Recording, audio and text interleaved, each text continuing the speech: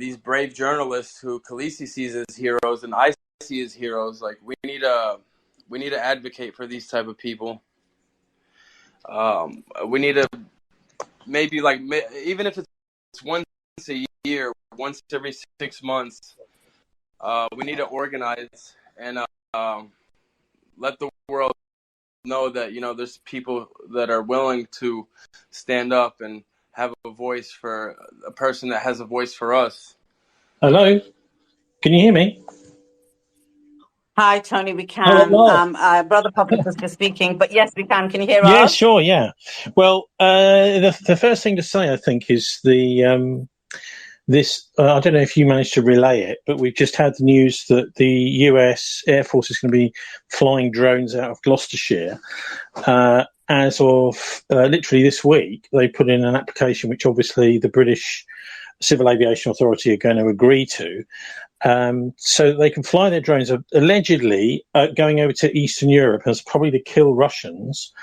But the idea that these are being flown and controlled, most probably controlled from Ramstein or in the US, or Waddington, RAF Waddington in the east of England, from the UK. It really means the Americans can do what they want with these drones. So they don't have to fly them to Eastern Europe. They can fly them to Iceland if they want. They can fly them to Norway.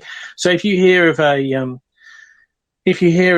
anywhere in Europe from now on, if you hear of a gas explosion in the middle of the night that's blown up a house, then it could easily be the American drones and their Hellfire missiles. So that is, I think, a very significant move that's been announced this week, that the Europe is now under the umbrella, if you want. It's a sort of deadly umbrella of the US drone network. And of course, they could be flying these drones from, if they really wanted to go to Russia or to Ukraine, they could be flying them from somewhere in Eastern Europe. But no, they have to use the B-52, B-1 airbase in Fairford in Gloucestershire in order to do that. And by the way, when we had the Iraq war, there were some massive demonstrations. It was a fantastic sight to behold.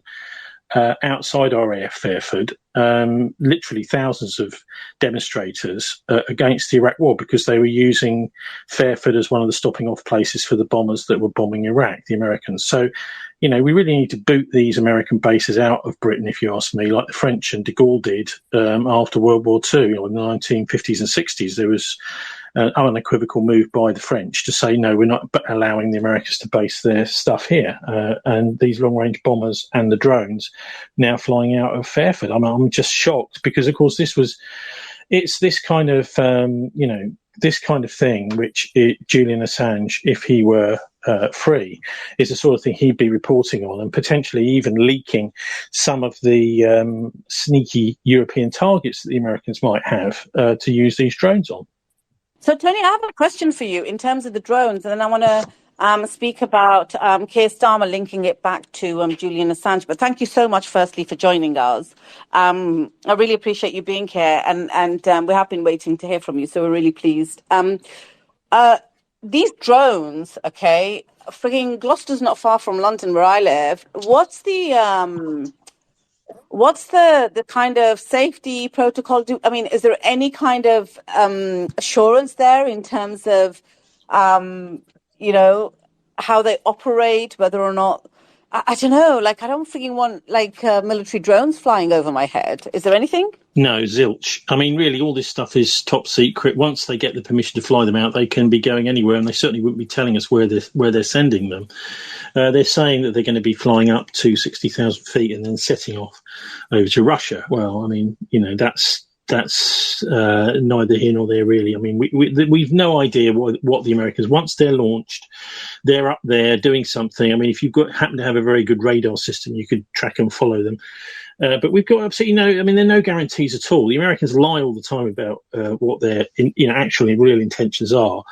And so for me, it's very worrying. We're seeing also the introduction through this new security services bill in the UK of really putting people like you and I, people who are talking about the potential that actually maybe the war in Ukraine is not some sort of just war. People like that coming under surveillance. And then really, I think the thing that I'd really love to say about Julian is people must understand that in the Second World War, we had a surveillance system in Germany which was implemented. It was implemented by IBM, as you know, the punch card system, the Hollerith system, which was a system of putting all those people on computers, very basic punch card computers that IBM had organised. And this was the way in which for example, Jews were singled out, other sorts of Slavs, other minorities were singled out for arrest by the SS and the Gestapo, etc. So this whole idea of surveillance is incredibly pernicious. Edwin Black did his book IBM and the Holocaust all about this. Of course, I'm sure many of your listeners are familiar with Edwin and his work, and he's done a brilliant job on that. But his real message is, let's not ever let this happen again. The idea that of routine surveillance, oh, well, we're just doing it for your own safety. No, you're not. And there is every possibility that this will become an increasingly politicized database of profiles of individuals within the West, because we know that obviously that there are battles going on, on different levels with the Chinese and hot war now with the Russians. And the front they're really afraid of is the domestic home front. So, the sort of anti-war movement, resistance, the no to NATO groups, which there's a demonstration in Whitehall in London next Sunday, I believe. Patrick's going to be there. I spoke to him today, Brilliant. And he told me Chris Williamson's there. What's happening is the secret state is now beginning to target people who speak at rallies like this. You see what I mean? So the idea that we're under this surveillance system, I think, is incredibly pernicious. Now, you mentioned Starmer. I mean, basically, it's fascist. This is a fascist system. The idea that you are part of a database, you are being profiled, even though you haven't committed any crime. I mean, in any kind of sensible, civilized democracy, what happens is anybody that wants to put somebody under surveillance has to go to a judge and get a court order, get it passed by the judge, and the judge looks at it. Yes, there's a reason to put this. What we've got now is blanket surveillance. And this is a real dangerous route to fascism. And, we're getting there very fast. So Starmer, the leader of the opposition at the moment in Britain, if you can call it that, of course, he's not really opposing anything. He was outed last week. I think it was on... it's on various outlets. I'm not sure if it was the Grey Zone or Declassified, one of those excellent blogs, saying that he secretly joined the Trilateral Commission. So the Trilateral Commission is one tier down from the Bilderbergers. So they include the Australian, the sort of Asian. In fact, funnily enough, these countries are now starting to become part of NATO almost. You've got a NATO delegation in Japan and places like that. And so the Trilateral Commission is a privatised form of government, really. And they are lobbying to get their people in power in these various countries. And so Starmer joined that secretly. So he's supposed to declare all of his memberships of various organisations while he was in Jeremy Corbyn's cabinet. So, it's almost as if someone has gone to Starmer and said, well, look, we need somebody who's right, to penetrate the shadow cabinet. And will you do the job? And he signed up to it, but he's supposed to tell his Labour Party officials, he's supposed to tell everybody in the cabinet that he's joined the Trilateral Commission, but he didn't do that. So he's a sneak. Yeah, so, I'm sure you've all read Lord of the Rings. These are the sneaks. These are the types of people that are really just traitors to humanity. And the other thing with Starmer is another recent story with him is his destruction of all these records when he was Director of Public Prosecutions at the Crown Prosecution Service. During the Assange case in Sweden, he was flying backwards and forwards every week to the Department of Justice in the United States, getting his orders. Do this, do this, do this. And all those records of those flights and the meetings have all been destroyed now, under his orders, and that's now been discovered too. So you're basically dealing with a sort of Hunter Biden style character who was the chief prosecutor, actually, in the UK. And this is what the mafia always does. This is what the organised crime always does. They want to control the chief prosecutor, and Starmer is totally controlled. I don't know what information they've got on him, Epstein style information, but he is absolutely, I wouldn't say that they even have to blackmail him that much. He just wants to do everything they tell him to do. He'll read any script they tell him to read.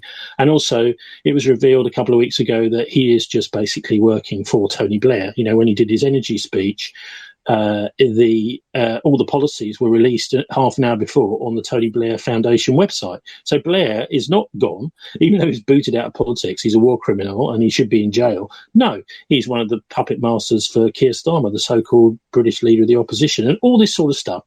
I interviewed the guy who's taken over from Julian, actually, a couple of weeks ago.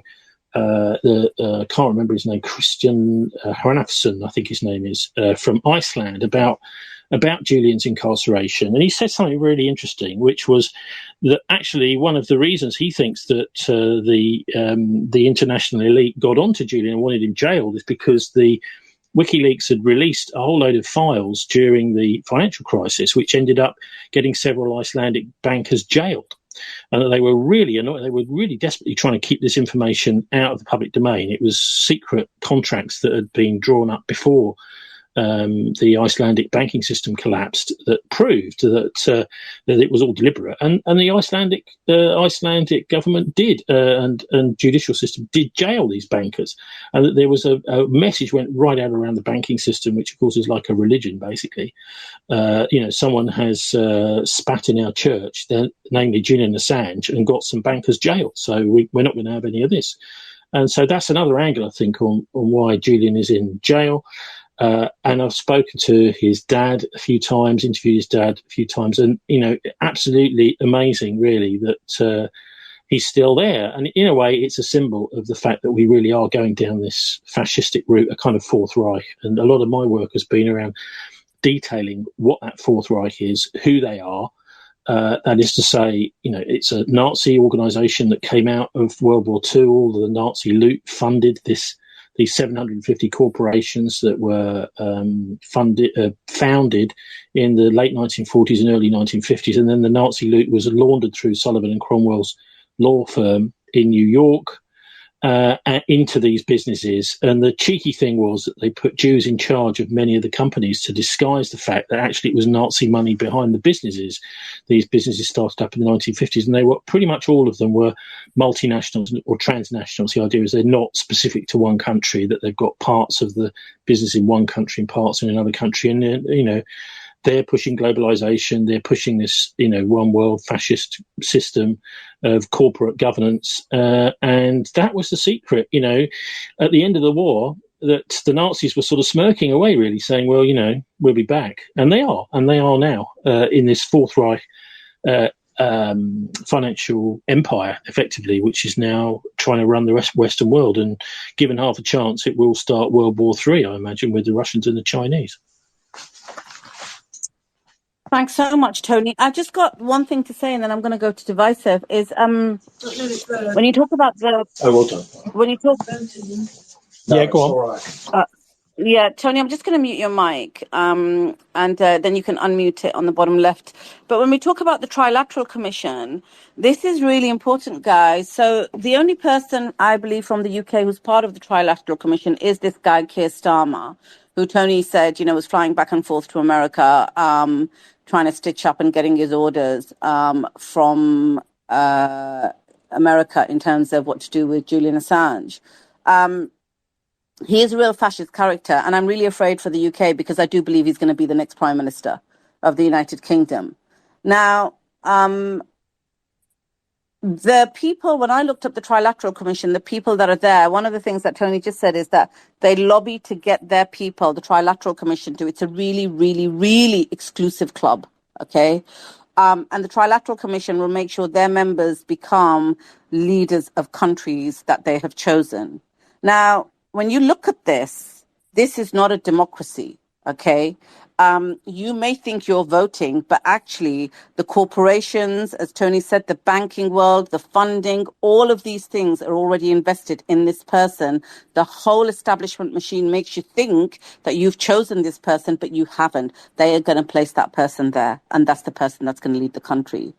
And the reason I know this for Keir Starmer is before he came into politics, when he was Director of Public Prosecutions, we had Labour Party elections. And I fully believe that the majority of this country was behind Jeremy Corbyn.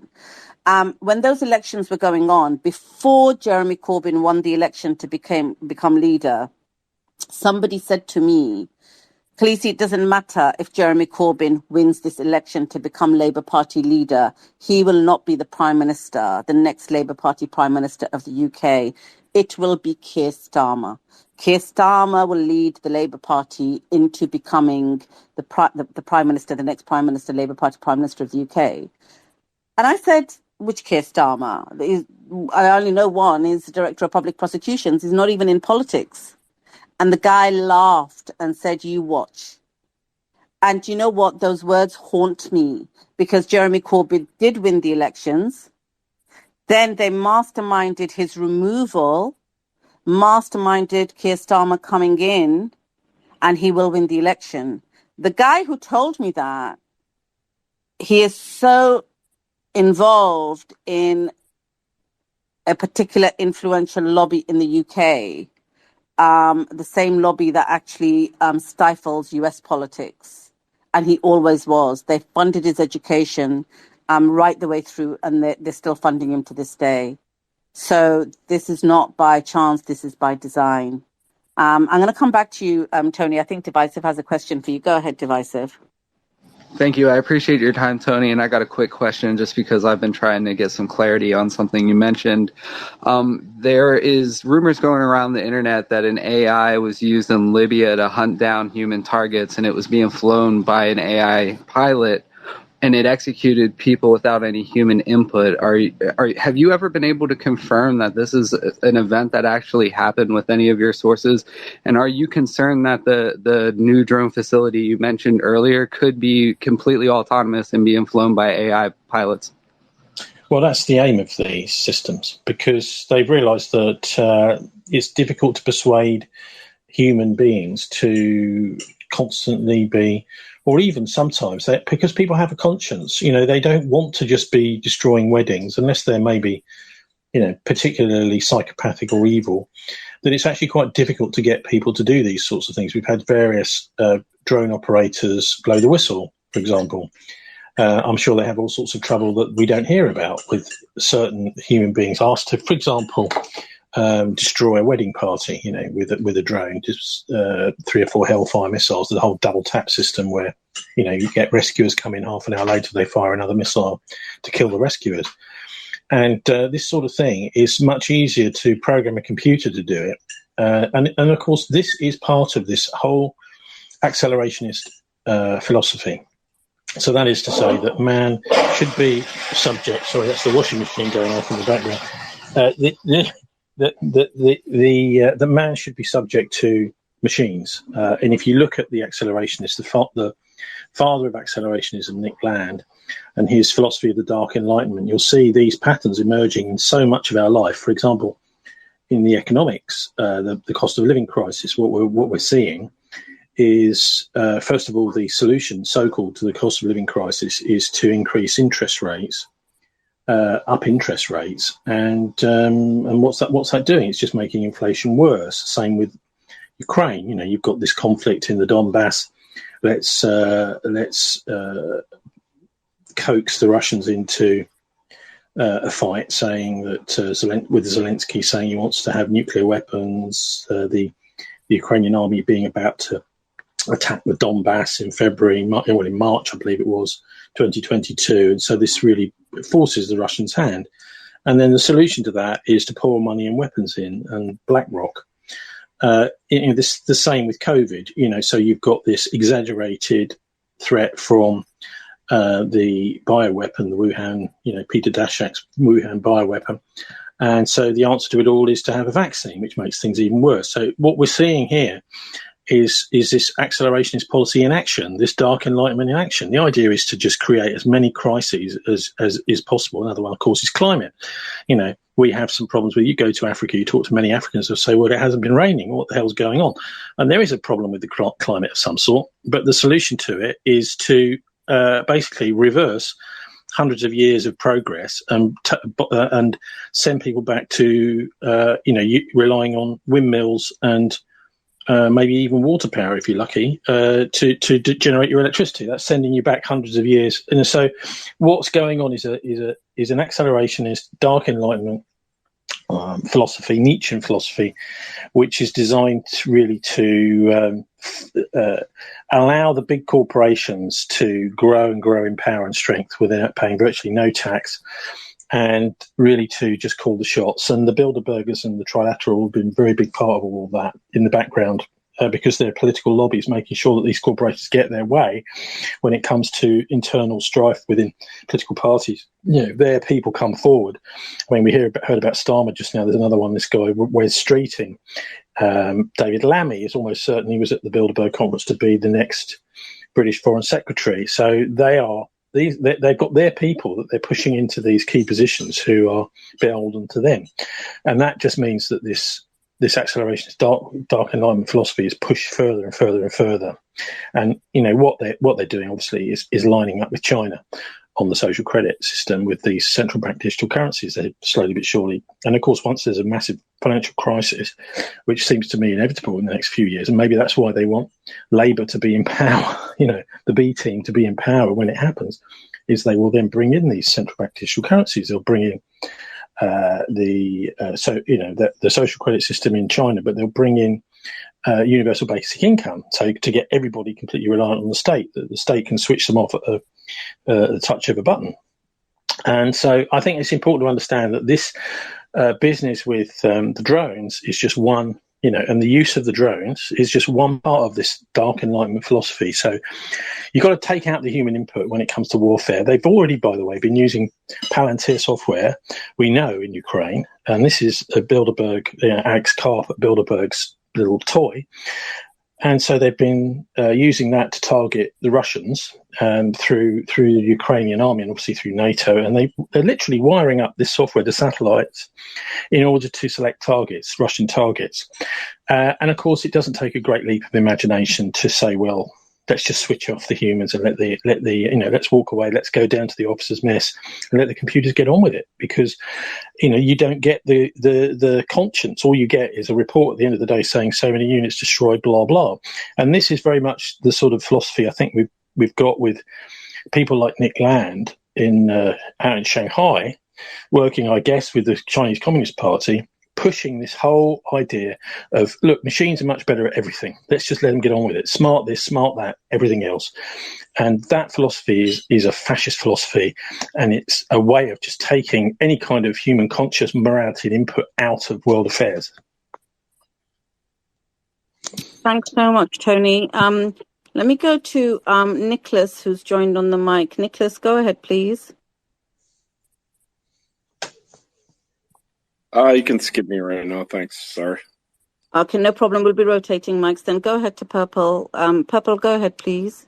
Yeah, thank you very much. I hope you can hear me all clear. I'd like to ask Tony a question. Sorry, Tony, you're getting a real grilling tonight. But Tony, you mentioned earlier in one of your statements earlier that you thought there was a possibility of World War III, or you mentioned it in connection with USA, China and Russia. I can't see how that would be anyone's end game. Do you know something we don't, or, was that just a blasé statement? I mean, I can't see that would be in anyone's interests. Tony, your mic's muted. Yeah, well, it depends. If you go back to the Cuban Missile Crisis, loads of people were saying, well, of course they wouldn't start World War III. They did try.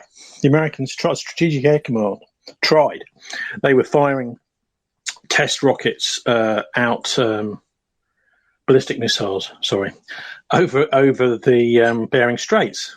There was one that was due to be tested, and obviously it was taken off because the crisis was on, and all those missiles were then being fitted with real nuclear warheads rather than test warheads.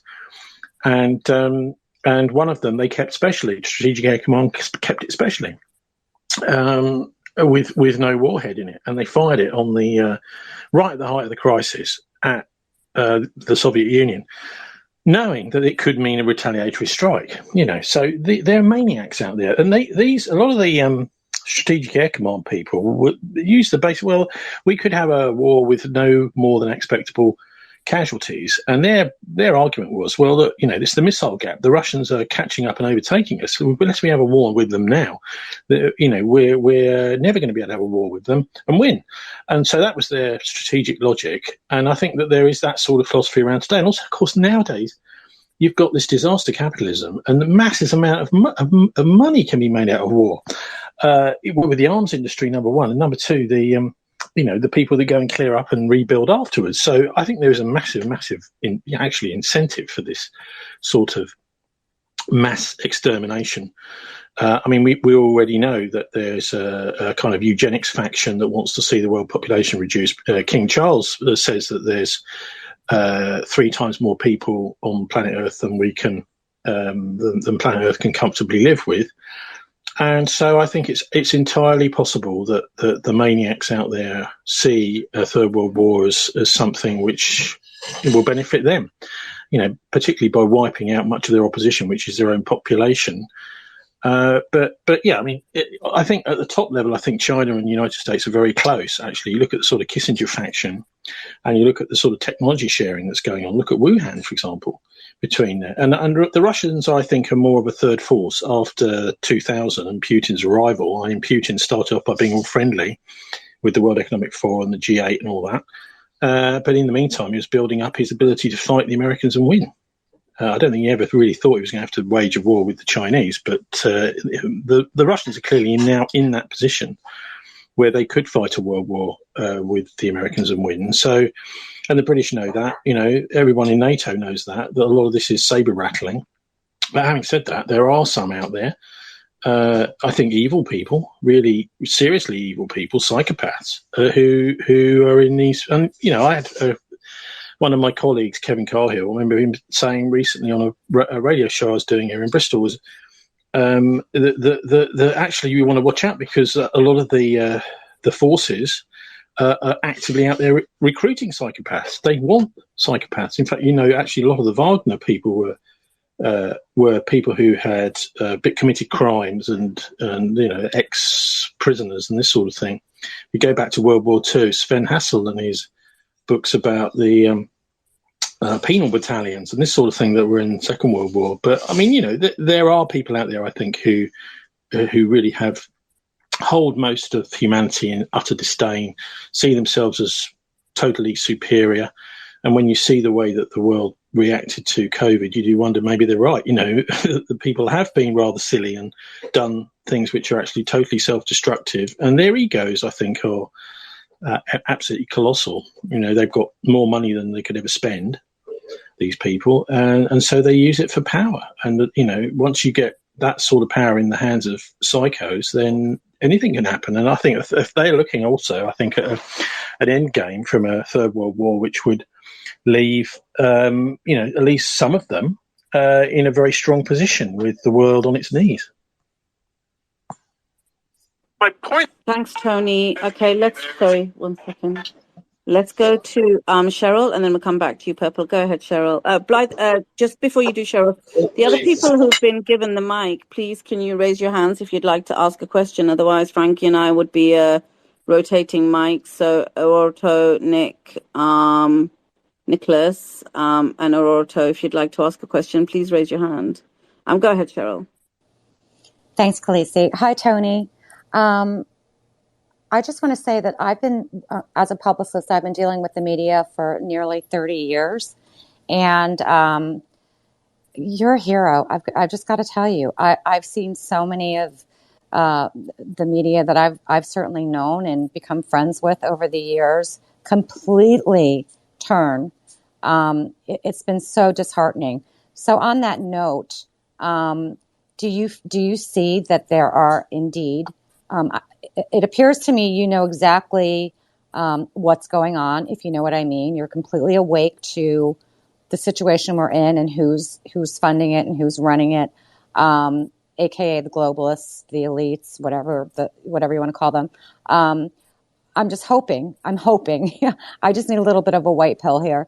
If you are noticing or seeing through your colleagues, either in the UK or globally, but certainly here in the US, and certainly given the current administration and what we're dealing with here, Are there indeed journalists that are vehemently against what they have to report on? They do not want to report on it. They know what's going on. They want to keep their livelihoods. They want to keep their jobs. They want to stay alive, whatever the case may be. And I'm sorry if that's a really stupid question, but I sense it and I feel it. So I just wanted to know your thoughts on that. And also, secondly, as a journalist from the UK, I believe you're from the UK. Have you had to get like FOIA requests? Can you do that for military data or information, or are you strictly using sources? And then again, that would go back to my initial question. Do we actually I call them white hats, which sounds really stupid, but I do feel like there are good people actually working on our behalf. Are you getting information from people that actually do know what's going on and are giving this information, or do you have to go through the bureaucratic globalist red tape that gets you nowhere, and FOIA requests can take years? So sorry, I hope that wasn't confusing, but thank you for all you're doing. Well, look, good questions. And the answer is to the second question first is, there are a lot of organisations out there that just simply will not communicate with people like me. In fact, they will not communicate even with the BBC here in Bristol. Our mayor, who's a World Economic Forum guy. He's actually a Yale World Fellow. He's a mate with Alexei Navalny, apparently. He's just been deselected and he won't be running as an MP, apparently, here in Bristol, even though his mayor thing finishes next year because he's been voted out. The whole mayor system has been voted out, which is a kind of US thing anyway. So, it's BBC reporters. Alex Seabrook here in Bristol was told he's not allowed to go along to the mayor's monthly press conference because he asks two awkward questions. So there is a whole tranche of these conspirators out there, criminals, involved with organised crime effectively, and people who are making a lot of money out of the fact that there is no proper rule of law anymore. And there's very little point in even asking them. So it's like almost ask, if I ask the Bilderbergers who was there that wasn't on the list, complete waste of time, really. So, yes, for example, there's a nightclub here in Bristol, the Lakota. I've just done a report on them, which is about rapes going on in the club, a guy allegedly buying drugs in the club and then dying. So there's these assaults going on quite regularly. So, I put the question to the club owner, I get no reply. I put the questions to the Mayor of Bristol, I get no reply. In fact, what he used to do when I had my live radio show is, I'm inviting him on to talk, is he'd say he'd come, and then, maybe 15 minutes before, I'd get no note or anything. I'd say, are you coming? And then they'd say, oh no, I'm cancelling. So there are a whole load of people who are very bad actors. It's almost like they're corporate spinners. So they will only give you any information to a journalist they think is going to report it positively. So they're sitting there really doing public relations for a corporation. They're not public servants at all, any of these people. Our mayor's office is operating as if it's a private company, and it will only deal with journalists it thinks are going to give it a positive spin. So, but the first question in a way is more interesting, isn't it? Because I do know quite a lot of working journalists in the mainstream media here in London and in Bristol, and there are quite a lot, mostly freelancers, but some staff journalists too, who are most definitely on with us. This came out for me largely during the whole COVID pandemic, when I was contacted, and various other sceptical journalists in the Journalists Union were contacted by staffers who wanted to share information they had about things like, the obvious thing to begin with was people who had ideas which showed that the COVID virus wasn't as bad as we thought it was, and that the protocols being implemented by the insurance companies in the hospital were killing people, but they couldn't get it into their respective newspaper or on their radio station or whatever. So we were sharing a lot of this information in the beginning. Now, those individuals are not going to go to the line with their editor and say, look, either you print this or I resign, because, obvious reasons. But they do find ways through people like myself and others. Patrick, I imagine, I'm sure, has got people who do the same thing, that there are ways to get this stuff out. I mean, the ultimate person that's been doing this kind of job is Seymour Hersh. Cy Hersh has done a fantastic job in getting information out that the people like the New York Times, etc., the London Times, just will not put this stuff out, that the British military and the American military are behind, and the Norwegian and NATO basically are behind the blowing up of the Nord Stream pipeline. So someone like Cy is getting that information out. But of course, he's not mainstream. He was mainstream. So there is there are a lot of journalists out there like that. It's really like chalk and cheese, though. There are some who just don't care, literally. I mean, a lot of them are youngsters who've been recruited with very little media qualifications, and maybe they're in their early 20s, and they just see this as, it's a great, fun, exciting job, but they don't take any of the responsibility. They've got none of the gravitas that comes with doing the job for a long time. I mean, when I was working in the mainstream, there were some like that, but most of us were pretty conscientious, and particularly the Journalists' Union was a good place where these sorts of discussions would take place in the newsroom. We would be talking about, well, hang on a minute, there was a story that one of the editors got me to do the other day, which was just pure commercial. It's one of his mates that runs a company, and it wasn't really a story at all. So there is that discussion there. But the idea that people are going to literally lay their jobs on the line, well, I mean, look what happened to Tucker Carlson, for example. He pushed it as far as he could, and he was booted out for his trouble because, I mean, I don't know how much you know about that, but his show was massively, massively rated. So there's millions and millions of people watching it, but the advertisers were pulling away because they're not interested in so much in getting their adverts out. They're interested in the power that they've got, the messages they can send to Rupert Murdoch and Fox News about, if you put this sort of stuff on, we're not going to be spending money with you. And so they try and use that power, and sometimes it's successful. And I think, with Tucker, this was all to do with his isn't it the Dominion voting case? There was an out of court settlement there. We've no idea what was in there, and no one's allowed to know because of the non-disclosure agreements. We're not allowed to know what was in there. But I would hazard a guess and say that part of that was that Tucker had to leave, and that the idea that Rupert Murdoch is going to face a long drawn out court case that he might lose. And may lose, whatever, half of his business because he's sticking up for Tucker Carlson. Well, that sort of thing ain't going to happen. And I think that was the way that they got Tucker out, and the reason why the Murdoch empire didn't say anything about why they got rid of him, because it was all non-disclosure agreements. So, yeah, there are journalists out there, but slowly but surely, they're being kind of character assassinated. They're getting old. A lot of the local journalists here in Bristol are retiring. And leaving the whole profession to a bunch of, well. Thanks, Tony. We'll go to Purple, and then we go to CZAC. Go ahead, Purple. Yeah, thanks very much. I suppose I want to go back to Tony again, but anyone can feel free to answer this one. Tony, in your sort of...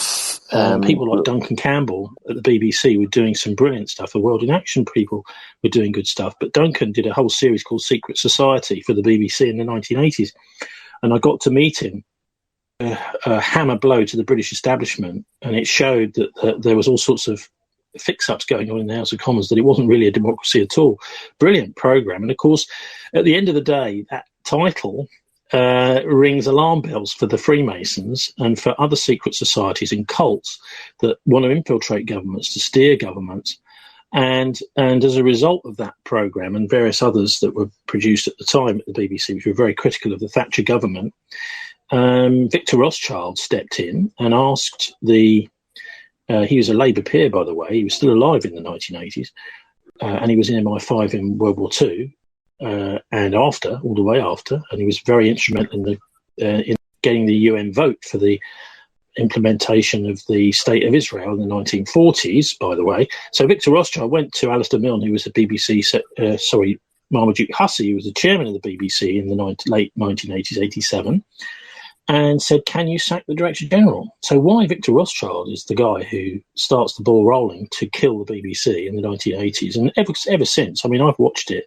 I joined in 1989, and when I was there, I could see bit by bit creepy managers coming in, a lot of nepotism, and people being given jobs because they were mates of producers, some very weird producers arriving, and a lot of the best people having to basically keep their head down to to keep their job. And slowly but surely, I mean, I worked for a radio station called Greater London Radio that some listeners may remember if you're a Londoner, back in the 1980s and 90s, which was a terrific station. I mean, everyone in London was listening to it because it was great music, and we were a really good news team. We were a fantastic newsroom.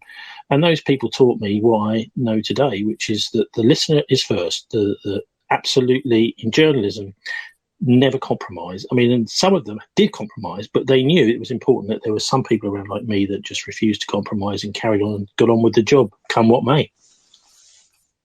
Thanks, Tony. And my apologies, Purple. I thought Tony had finished at the time, but go ahead with your question now, please.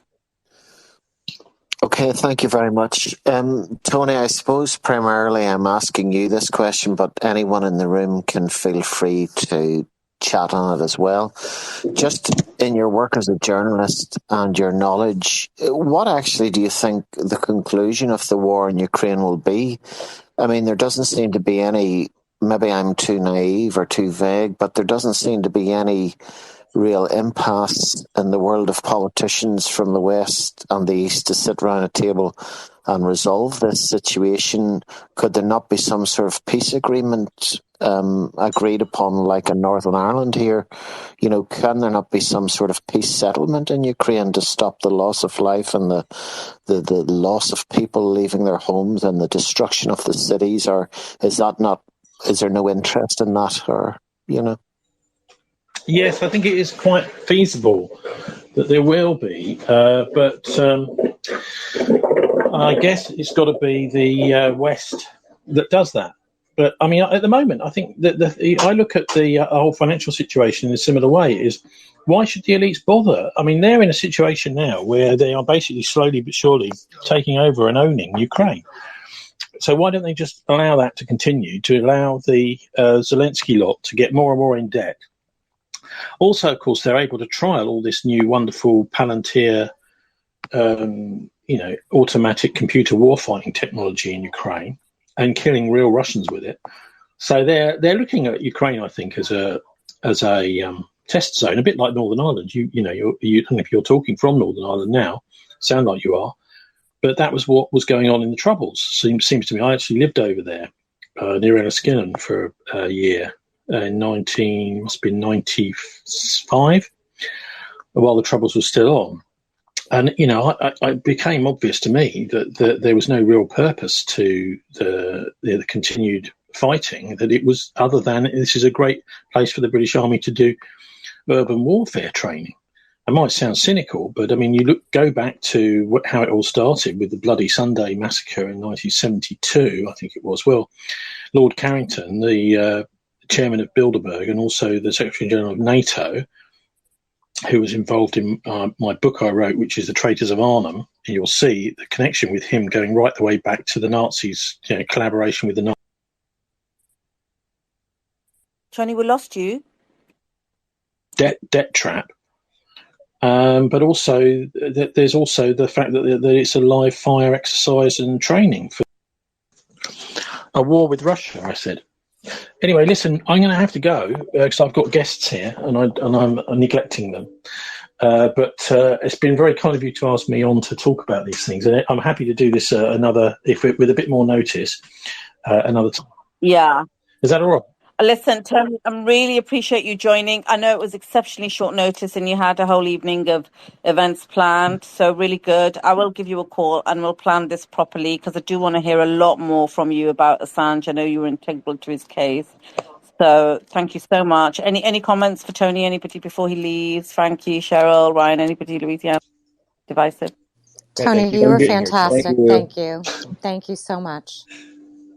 No, well, thank you for actually bothering to listen, and it's lovely. I do a radio show, by the way, every week, thisweek.org.uk. You can find it. The last one is really not worth listening to because it was one where we had, due to family reasons, to cancel the live show. But the live shows, we'll be doing it again on Friday, 5 p.m. UK time for 3 hours, crunching through the week's news. And we do a bit of local news, national and international, a bit of, no holds barred, and also some proper investigations. Because I think, for me, I was talking about Duncan Campbell earlier. These are the real the real journalism is drilling into what's really going on and digging it up, as I was talking about earlier on, the Dark Enlightenment, the accelerationism, which is a philosophy which is our political system in the West is in the grip of, but no one's talking about it. Well, a few people are talking about it, but one or two. And in fact, I phoned up Talk Radio a few weeks ago to say, what about accelerationism and the Dark Enlightenment? They just, how silly, this sounds like a conspiracy nutcase. It's not. It's real. It's out there. It's a philosophy, and it's governing and guiding most of our politicians in the Western world, even if they don't know why they're doing what they're doing. That's what's at the back of it, I believe. So thisweek.org.uk, if anyone's interested in tuning in, and I hope to speak to you guys again, Khaleesi. The book is The Traitors of Arnhem. If anyone wants to look at all the research I've done on the Fourth Reich, which is the Martin Bormann during World War II, Desmond Morton. So that's Hitler's private secretary and Churchill's private secretary doing these deals in 1944 before the end of the war. Please, I'm sure some people would enjoy that, and it's a free download if people want, or they can buy a paperback copy for 15 quid, and that's from bilderberg.org, www.bilderberg.org. Thanks, Khaleesi. You're welcome, Tony. Thank you so much for joining. I hope you enjoy the rest of your evening, and I will give you a call and we'll speak soon. Lovely. And we'll arrange this properly. Thanks, Tony. Okay, and God bless everyone. Bye-bye. Thank you. Bye-bye. Bye-bye. What a lovely guy, wasn't he, guys? Absolutely. Yeah, that was a lot of information. That was fantastic. He's really, really good. I hosted him on a space, I don't know, maybe it might have been 2-3 months ago. Just time flies, doesn't it? Yeah, he's a wealth of knowledge, a real wealth of knowledge. So I just gave him a call today, and it was so short notice for him, and he still came and gave time.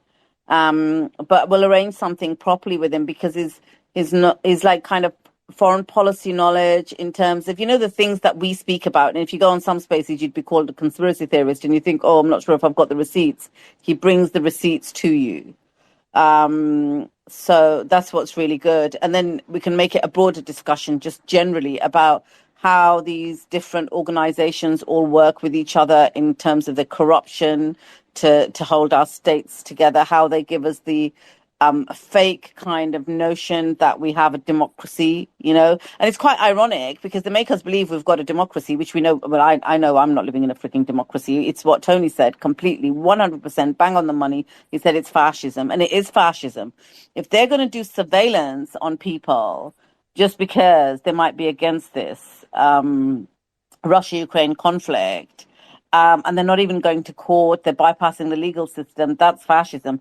By the way, guys, they've been doing that for a long time. It's just now they're making it acceptable to do on everybody, but they've been doing it on the Muslim community for a long time because of this fake war on terror for 20 years that's been existing. So the Muslim community has been in surveillance right the way through. And I wish Suleiman was here to talk about that a little bit more, because he's got knowledge on that.